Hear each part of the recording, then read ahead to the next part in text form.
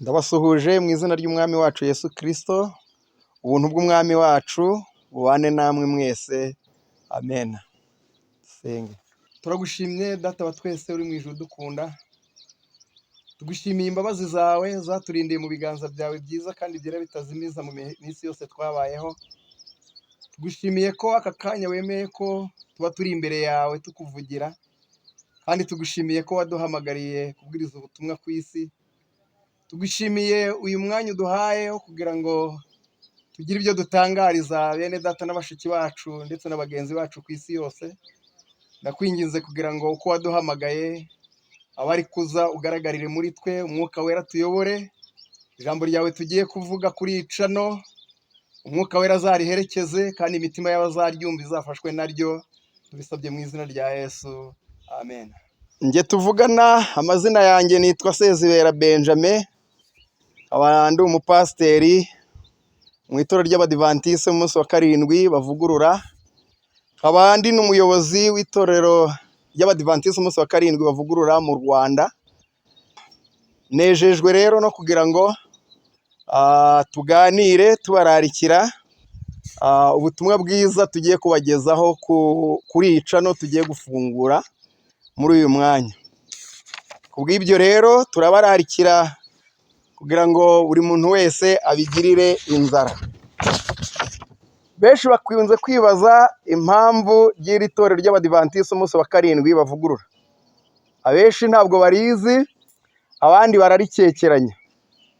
Bake nibo bashobora kuba barizi, ariko mu kuri iri torero riri ku isi hose mu bihugu bitandukanye. Icyicaro cy'iri torero cyaryo gikuru kiri muri Leta Zunze Ubumwe za Amerika, muri leta ya Virginia, Roanoke. Ikaba icyicaro cyaryo gikuru mu Rwanda kiri muri Kigali, mu karere ka Kicukiro, mu murenge wa Gikondo. Mu Rwanda riri mu burasirazuba, riri mu burengerazuba, riri hagati mu majyepfo no mu majyaruguru, impande zose. Rero turashaka kugira ngo tubasobanurire amateka yaryo muri makeya. Abantu benshi rero ntabwo barizi, kandi misiyo ryahawe turashaka kugira ngo tuyibarangire mu gitabo cya Matayo igice cya 28 umurongo wa 18 kugeza 20. Haravuga hatya ati: nuko Yesu avugana na bati, nahawe ubutware mu ijuru no mu isi, nuko mugende muhindure abantu bo mu mahanga yose abigishwa, mubabatiza mu izina rya Data wa twese n'Umwana n'Umwuka wera. Umurongo wa 20, mubigisha kwitondera ibyo nababwiye byose, kandi dore ndi kumwe namwe iminsi yose kugeza ku mperuka y'isi, amen. Kubw'ibyo rero ngiyo misiyo y'iryo torero.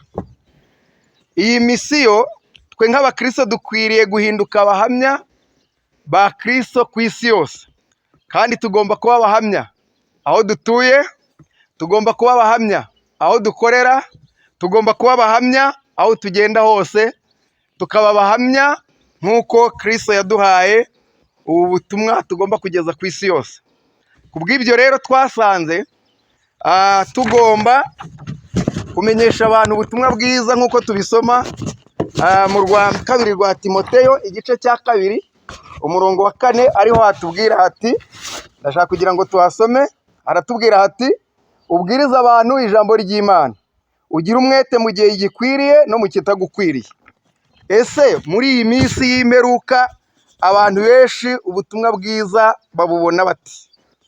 Ubushakashatsi bwagaragaje ko mu mwaka w'1994 ndetse no mu 2012 interinete twasanze ariho hantu hashobora gukorerwa ivugabutumwa mu buryo bwagutse, kubera impamvu zikurikira. Kuri Facebook mu kwezi kumwe nibura miliyari 3.5 abantu benshi baba bakurikiye Facebook, naho YouTube miliyari 2 nibura n'ibihumbi 500 nibo bakurikiye YouTube. Kubw'ibyo rero twasanze ariho dushobora kubonera uburyo kugira ngo tugezeho abantu inkuru nziza y'agakiza k'ubutumwa bwiza, no kumenyesha abantu ibyo umwami wacu agiye gukorera isi. Ku bw'ibyo rero ndararikira buri muntu wese uzumva iri jwi cyangwa uzakurikirana iyi channel kuzabyitaho kuri Facebook na YouTube, gukurikirana ibi byigisho bikurikira. Tuzahacisha ibyigisho by'ishuri ryo ku isabato, tuzarebera hamwe amahame agendanye n'uburyo dushobora kwiga iby'ishuri ryo ku isabato, n'uburyo twagira ubumenyi bwa Bibiliya kandi tukabwagura mu mitima yacu no mu miryango, ndetse n'uburyo dushobora kugeza ubutumwa aho dutuye no mu matsinda dukoreramo ndetse n'aho tuzengurutse hose. Ikindi tuzabagezaho amateka y'iryo torero tubihuje n'ubuhanuzi bwa Bibiliya. Tubararikiye kuzabikurikirana rero.